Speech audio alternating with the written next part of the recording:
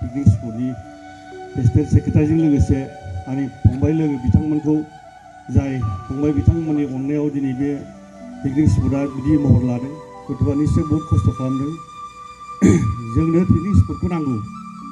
मानो होनबा जोंहा एसे रेस्ट लानो गामिफ्राव थानो बाबा बा टाउनफ्राव थानो बाबा बयबो एसे बेरायहैग्लांनो लुबैयो बबेबा थांनानै दसे थांनो होननानै दा बे हिसाबै जोंनाव नेचारेल हिसाबै दं हिसाबै भगबाननि अननायाव जोंनाव बहुद दं बिटिसि एरियायाव दाथ' थायै होनना बुंजायो दा आरो मोनसे जायगायावथ' बयबो थांबाय थानो बायदों गोदान गोदान जायगा लुबैयो दिनै गोदान माबा जेनेरेसनफ्रा आरो दानि जेनेरेसनफ्रा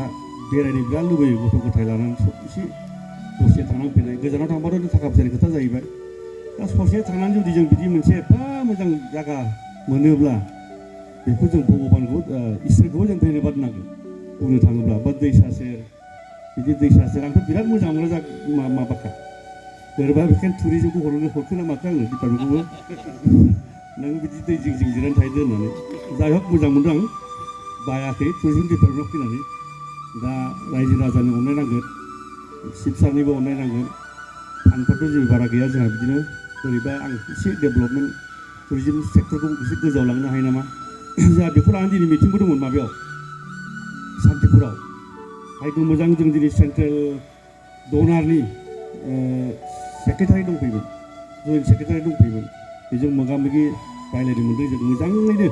फान्डिंफोरखौ बोरै खालामनो हायो बिसेसके टुरिजम डिपार्टमेन्टनिखौ लानानै रायज्लायनाय जादों जोङो भुटाननिबो दंफैयोमोन इन्डु भुटान गिदिर गिदिर मोजां मोजां मानसिफोर दंफैयोमोन अफिसार्सफोर दंफैयोमोन मोजाङै बुंनो हादों जे जोंहा बिटिसि एरियायाव मा मा नांगौ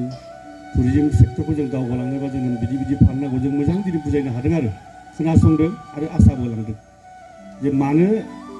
प्रप'जालफ्रा लांबाबो सेंसन जानानै फैया बेफोरखौ होनदों आरो लिजिनेस होनदों जोंखौ लांनायफ्रा जाया दिनै डिपिआर बानायो दिल्ली सहैगौ मानिनो 6 मास थाङो ओजाय फाना गैला बेफोरबायदि नानान्था बुंलांदों साइन्स होलांदों जोंबो खोनासंदों बे रोखोमनो जोंबो खारगोन दा जाय हक आं जुजिगोन जायखिया टुरिजम सेक्टरखौ मोजाङै फाहामनो थाखाय दे धन्यबादसै बेफोरनि गासैबो टीम आरो मोनाबिलि पिकनिक स्पटनि बानजाय आफादगिरिनिफ्राय लानानै गासैबो इयुथफोर बयखौबो हामबाय होनदों गासैबो जोंनि ओरै मालबिथा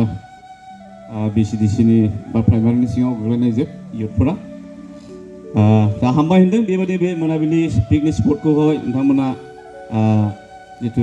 डेक'रेसन खालामबाय क्रिएट खालामबाय बेखायनो हामबाय होनदों आरो बेजों लोगोसे मोजाङै दिथा होनानै जाहाथे बेखौहाय साब सिखोनैहाय मोजाङै लाखिलांनानै मोजां सुनामखौ लाखिलाङो बेखौ आङो इयुथफोरखौ खावलायबाय लोगोसे जोंनि सारखौबो आङो खावलायबाय एम सारखौ इयुथफोरनो इयुननि समफोराव बे पिकनिक स्पटखौहाय आपग्रेड खालामलांनायाव माखासे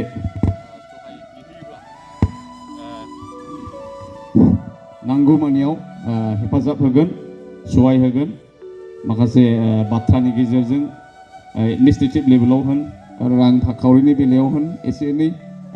मददखौ होलांगोन बेखौ आङो सानैसिमबो खावलायबाय आरो डिपार्टमेन्ट